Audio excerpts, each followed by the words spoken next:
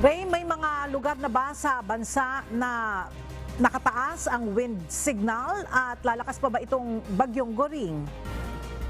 Magandang tanghali, Ella, sa ating mga kasambahay. Sa ngayon ay wala pang mga lugar na nakataas ang wind signal, pero ayon sa pag-asa posibleng mamayang hapon o gabi ay magkaroon na ng wind signal doon sa ilang lugar sa may Northern Luzon kung saan inaasahan na posibleng lumapit itong bagyong si Goring dyan sa may area na yan.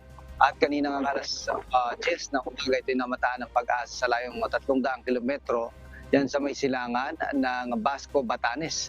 Taglay ito ngayon lakas ng hangin na 55 km kada oras at pagbugso na aabot sa 70 km kada oras. Sa ngayon, ayon sa pag-asa, yung truck na ipinakikita ay ito'y kakaiba kumpara doon sa mga ibang mga bagyo. Dahil ito ay mananatili o magtatagal sa silangan ng Luzon, partikular dyan sa may dagat Pasipiko.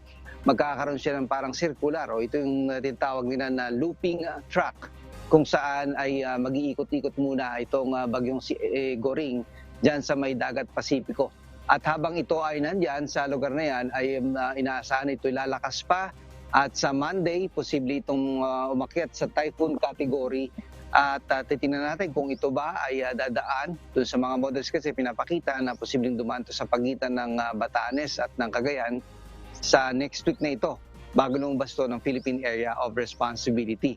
Ang naapektuhan po ngayon yung area ng Cagayan Valley at yung Cordillera Administrative Region. Makakaranas po dyan ng kalat-kalat ng mga pagulan. Sa ngayon ay may epekto itong habagat dyan sa malaking bahagi ng ating bansa, lalo na sa may Visayas area, Mimaropa, Bicol area, yung area ng Northern Mindanao at yung BARM, makakaranas din dyan ng kalat-kalat ng mga pagulan. Kaninang umaga dito sa Metro Manila, nakaranas tayo ng mga pagulan at ilang mga lugar pa sa bansa ay magkakaroon din ng mga localized thunderstorms. Ayon sa pag-asa, palalakasin nitong bagyong si Goring yung habagat o yung southwest monsoon at by Monday or by Sunday ay maaaring ito ay maramdaman natin, makaranas tayo ng malalakas na mga pag-ulan. Ella?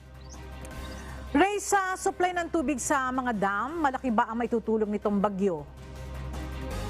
Yes, Ella, yung hindi man directly yung bagyo ang magpaulan, pero yung habagat, nakikita natin na maaari na makadagdag doon sa tubig, sa level ng tubig sa mga dams natin, partikular dito sa Angat, Lamesa, Ipo, yung pinanggagalingan ng tubig natin dito sa Metro Manila at mga karatig lalawigan.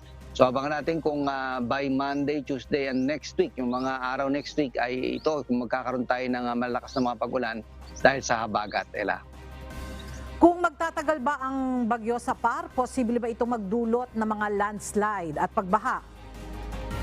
Yung ulan, Ella, yung ulan na dala ng habagat ang maaaring makadulot ng mga pag-ulan o pagbaha yung sa mga areas na mararanasan yan. Yung epekto nitong si Goring, maaari na ito'y maramdaman by Tuesday or Wednesday dyan sa may area ng Northern Luzon, Cagayan and Ilocos area, yung Cordillera Administrative Region. Diyan maaari, pag dumaan dyan at area ng Batanes, dyan naman maaaring magdulot yan ng mga pag-ulan. Pero yung habagat ang most probably ang talagang magkakaroon ng malaking epekto in terms of rainfall o pag-ulan dito sa ating bansa at posible ito magdulot ng mga pagbaha at landslide. Ella.